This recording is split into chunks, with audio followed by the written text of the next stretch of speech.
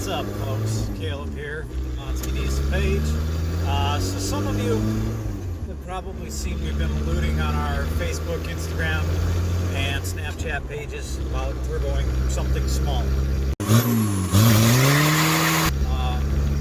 If you've also been following along, we had our 1986 Volkswagen Golf up for sale. Just trying to get my money back out of it. I couldn't do it. I paid $800 for the car, and over the last 6 years I've stuck another $800 into it. But what really kicked it up over the edge for me is we had a snowstorm last Sunday.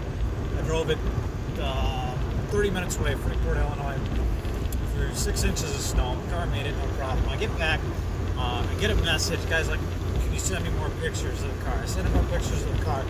I kid you not, his reply to me is, are you sure that it runs?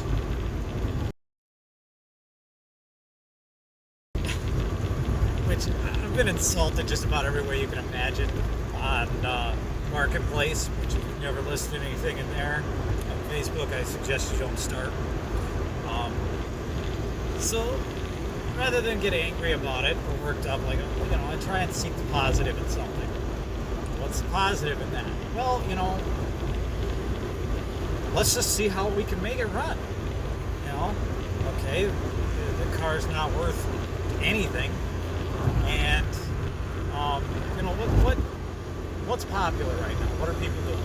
We tried a bunch of different builds. We've got a few of our own. We've done all kinds of different ones for customers.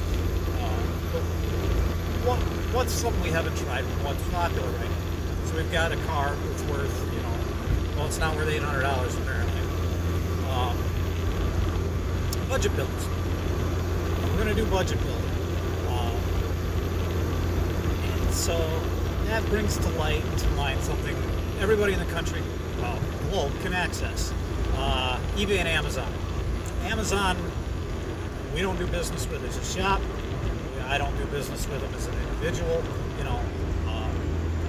Business is business, but we're not going to talk politics and preaching.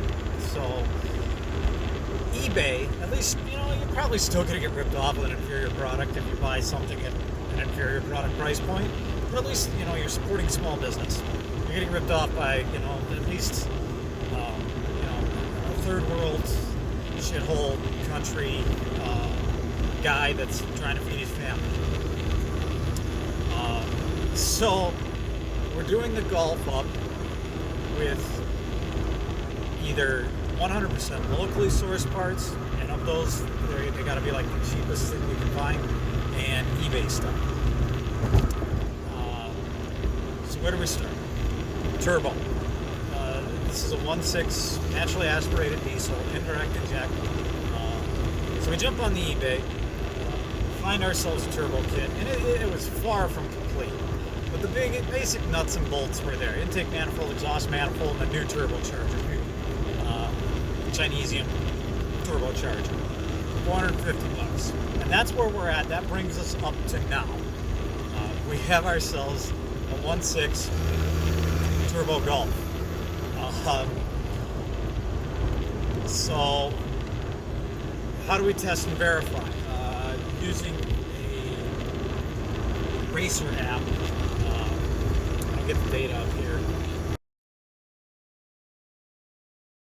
Stock, the cars do a 0 to 60 in about 16.5 seconds. I'm not sure what the quarter mile time is.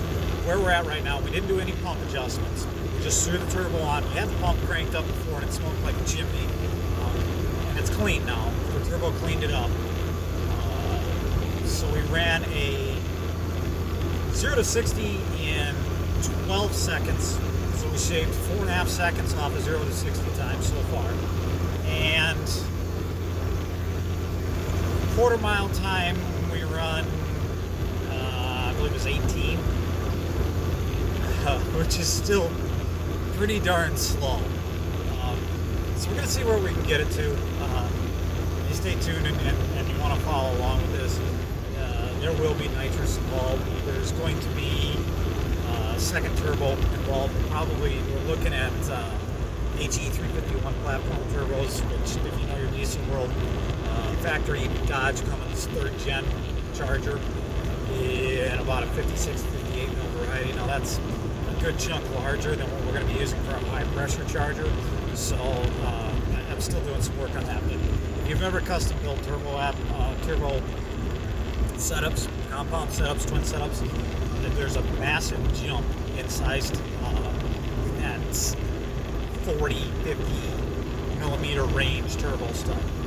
It jumps to 56 and up pretty quickly, and you get into S300 frame turbos,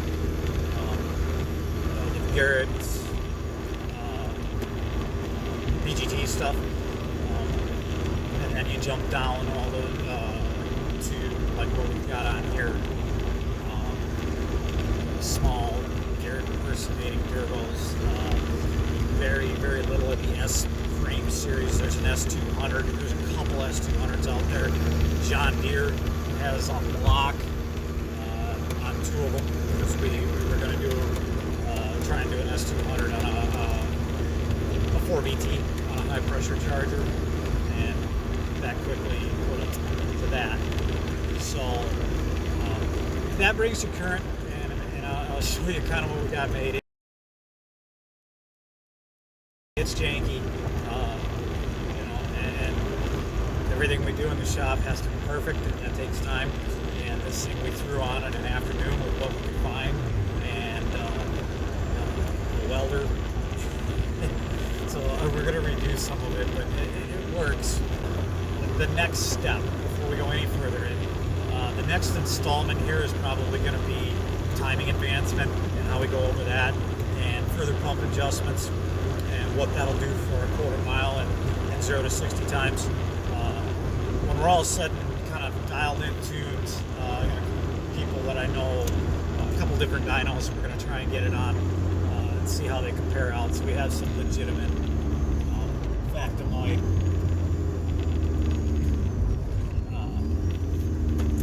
and not just an inertia dyno. There's a lot of ways to manipulate that. So if we try it on a couple of them, maybe we'll get a good average. So next installment is going to be pump adjustments and timing. We're developing a bit of a problem here, and if I do a pull on it, now that it's warmed up, it probably won't do it.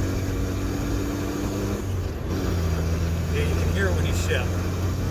When it comes under boost, right there, you can kind of hear it a little bit. It was doing it worse before, but it's already pulling past the clutch. 205,000 miles on the car, at least on the odometer, which is definitely slow. The car has more miles on it, real miles, than that. But we're pulling through the clutch